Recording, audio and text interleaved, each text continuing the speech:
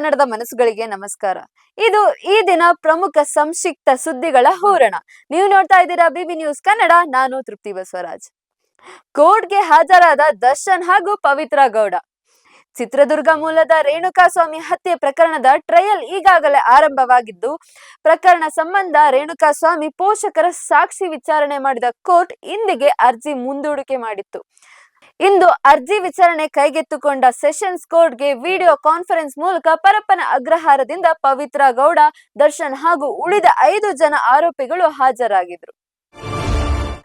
ವಾರಕ್ಕೊಮ್ಮೆ ಮಾತ್ರ ಮನೆ ಊಟ ನೀಡಲು ಆದೇಶ.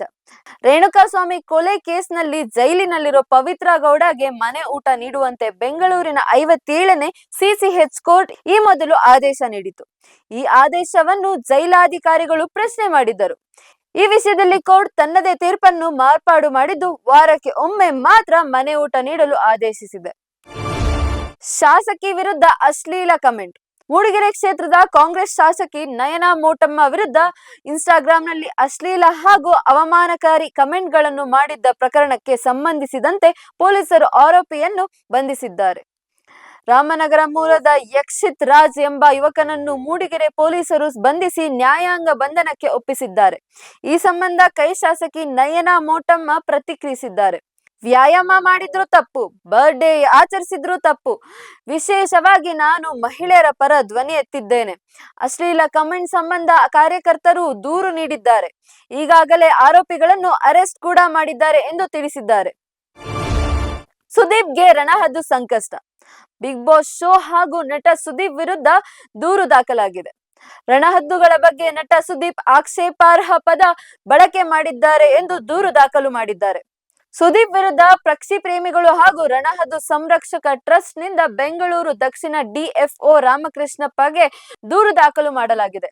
ರಣಹದ್ದುಗಳು ಹೊಂಚು ಹಾಕಿ ಕರೆಕ್ಟ್ ಟೈಮ್ಗೆ ಹಿಡಿಯುತ್ತದೆ ಎಂಬ ಹೇಳಿಕೆಯೇ ದೂರು ನೀಡಲು ಕಾರಣವಾಗಿದೆ.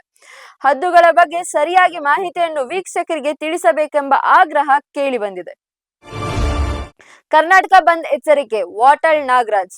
ರಾಜ್ಯದ ಗಡಿಯಲ್ಲಿರೋ ಕಾಸರಗೋಡಿನಲ್ಲಿ ಮಲಯಾಳಂ ಭಾಷೆ ಕಡ್ಡಾಯ ಮಾಡುವ ಕೇರಳ ಮಸೂದೆಗೆ ರಾಜ್ಯದಲ್ಲಿ ವ್ಯಾಪಕ ವಿರೋಧ ವ್ಯಕ್ತವಾಗಿದೆ. ಸಿಎಂ ಸಿದ್ದರಾಮಯ್ಯ ಸೇರಿದಂತೆ ಅನೇಕರು ಕೇರಳ ಸರ್ಕಾರದ ಕ್ರಮವನ್ನು ಖಂಡಿಸಿದ್ದಾರೆ.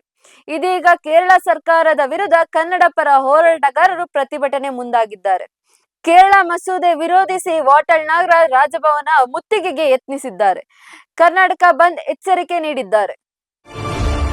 ಸುಪ್ರೀಂ ಕೋರ್ಟ್ ಮೆಟ್ಟಿಲೇರಿದ ಜನನಾಯಕನ್. ನಟ ದಳಪತಿ ವಿಜಯ್ ಕೊನೆ ಸಿನಿಮಾ ಎಂದು ಕಾರಣಕ್ಕೆ ಜನನಾಯಕನ್ ಮೇಲೆ ಅಭಿಮಾನಿಗಳು ನಿರೀಕ್ಷೆ ಇಟ್ಟುಕೊಂಡಿದ್ದರು. ಎಲ್ಲವೂ ಅಂದುಕೊಂಡಂತೆ ಆಗಿದ್ದರೆ ಜನವರಿ 9ರಂದು ಈ ಸಿನಿಮಾ ಬಿಡುಗಡೆ ಆಗಬೇಕಿತ್ತು. ಚಿತ್ರದ ಬಿಡುಗಡೆಗೆ ಸಕಲ ಸಿದ್ಧತೆ ನಡೆದಿತ್ತು. ಅಡ್ವಾನ್ಸ್ ಬುಕ್ಕಿಂಗ್ ಕೂಡ ಶುರುವಾಗಿತ್ತು. ಆದರೆ ಅಂತಿಮ ಹಂತದಲ್ಲಿ ಜನನಾಯಕನ್ ಚಿತ್ರಕ್ಕೆ ಸೆನ್ಸರ್ ಸಮಸ್ಯೆ ಎದುರಾಯಿತು. ಸೆನ್ಸರ್ ಪ್ರಮಾಣ ಪತ್ರ ಸಿಗದ ಕಾರಣ ಚಿತ್ರದ ಬಿಡುಗಡೆಯನ್ನು ಮುಂದೂಡಲಾಗಿತ್ತು. ಈಗ ಈ ವಿವಾದ ಸುಪ್ರೀಂ ಕೋರ್ಟ್ ಮೆಟ್ಟಿಲೇರಿದೆ. ಮೆಟ್ರೋ ಪ್ರಯಾಣಿಕರಿಗೆ ಶಾಕಿಂಗ್ ನ್ಯೂಸ್. ನಮ್ಮ ಮೆಟ್ರೋ ಬೆಂಗಳೂರಿನ ಜೀವನಾಡಿಯೇ ಆಗಿದೆ. ಟ್ರಾಫಿಕ್ ಜಂಜಾಟದಿಂದ ತಪ್ಪಿಸಿಕೊಳ್ಳಲು ಜನರು ಮೆಟ್ರೋ ಮೂಲಕ ಪ್ರಯಾಣ ಮಾಡೋದೇ ಬೆಸ್ಟ್ ಅಂತಾರೆ. ನಮ್ಮ ಮೆಟ್ರೋಗಳಲ್ಲಿ ಪ್ರಯಾಣಿಕರ ಸಂಖ್ಯೆ ಕೂಡ ದಿನದಿಂದ ದಿನಕ್ಕೆ ಏರುತ್ತಲೇ ಇದೆ. ಜೊತೆಗೆ ಮೆಟ್ರೋ ಟಿಕೆಟ್ ದರ ಏನು ಕಡಿಮೆ ಇಲ್ಲ. ಕಳೆದ ವರ್ಷ ಭಾರಿ ಏರಿಕೆಯ ಶಾಕ್ ಕೊಟ್ಟಿದ್ದ ಬಿಎಂಆರ್ಸಿಎಲ್ ಇದೀಗ ಹೊಸ ವರ್ಷಕ್ಕೆ ಮತ್ತೆ ಟಿಕೆಟ್ ದರ ಏರಿಕೆ ಶಾಕ್ ಕೊಡುವ ಚಿಂತನೆ ನಡೆಸ್ತಾ ಇದೆ. ಠಾಕ್ರೆ ವಿರುದ್ಧ ಗರ್ಜಿಸಿದ ಅಣ್ಣಾಮಲೈ. ಬೃಹನ್ ಮುಂಬೈ ಮಹಾನಗರ ಪಾಲಿಕೆ ಚುನಾವಣೆಗೂ ಮುನ್ನ ಮಹಾರಾಷ್ಟ್ರದಲ್ಲಿ ರಾಜಕೀಯ ಜಟಾಪಟಿ ಜೋರಾಗಿದೆ. ಮಹಾರಾಷ್ಟ್ರದಲ್ಲಿ ನವ ನಿರ್ಮಾಣ ಸೇನೆ ಮುಖ್ಯಸ್ಥ ರಾಜ್ ಠಾಕ್ರೆ ವೈಯಕ್ತಿಕ ನಿಂದನೆ ಮತ್ತು ಬೆದರಿಕೆಗೆ ಬಿಜೆಪಿ ನಾಯಕ ಕೆ ಅಣ್ಣಾಮಲೈ ತೀವ್ರವಾಗಿ ಪ್ರತಿಕ್ರಿಯಿಸಿದ್ದಾರೆ. ರಾಜ್ ಠಾಕ್ರೆ ಹೇಳಿಕೆಯನ್ನು ಅಜ್ಞಾನ ಮತ್ತು ರಾಜಕೀಯ ಪ್ರೇರಿತ ಎಂದು ತಳ್ಳಿ ಹಾಕಿದ ಅಣ್ಣಾಮಲೈ ತಾನು ಹೆದರೋದೇ ಇಲ್ಲ ಎಂದು ಸ್ಪಷ್ಟಪಡಿಸಿದ್ದಾರೆ. ಏಕದಿನ ಸರಣಿಗೆ ಆಯುಷ್ ಬದೋನಿ ಆಯ್ಕೆ. ಭಾರತ ಕ್ರಿಕೆಟ್ ತಂಡದ ಆಲ್ರೌಂಡರ್ ವಾಷಿಂಗ್ಟನ್ ಸುಂದರ್ ನ್ಯೂಜಿಲೆಂಡ್ ವಿರುದ್ಧ ನಡೆಯುತ್ತಿರುವ ಏಕದಿನ ಸರಣಿಯಿಂದ ಹೊರಗುಳಿದಿದ್ದಾರೆ ಎಂದು ಬಿಸಿಸಿಐ ದೃಢಪಡಿಸಿದೆ. ಇದೀಗ ವಾಷಿಂಗ್ಟನ್ ಸುಂದರ್ ಬದಲಿಗೆ ದೆಹಲಿ ಮತ್ತು ಎಲ್ಎಸ್ಟಿ ಆಟಗಾರ ಆಯುಷ್ ಬದೋನಿಯನ್ನ ತಂಡಕ್ಕೆ ಆಯ್ಕೆ ಮಾಡಲಾಗಿದೆ. ಬುಧವಾರ ನಡೆಯಲಿರುವ 2ನೇ ಏಕದಿನ ಪಂದ್ಯಕ್ಕೆ ಮುನ್ನ ಬದೋನಿ ರಾಜ್ ಕೋಟ್ ತಂಡದೊಂದಿಗೆ ಸೇರಿಕೊಳ್ಳುತ್ತಿದ್ದಾರೆ ಎಂದು ಬಿಸಿಸಿಐ ಹೇಳುತ್ತಿದ್ದಾರೆ.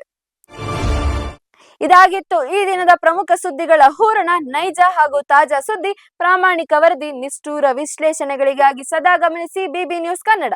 ಇದು ಕನ್ನಡಿಗರ ಪ್ರತಿಧ್ವನಿ.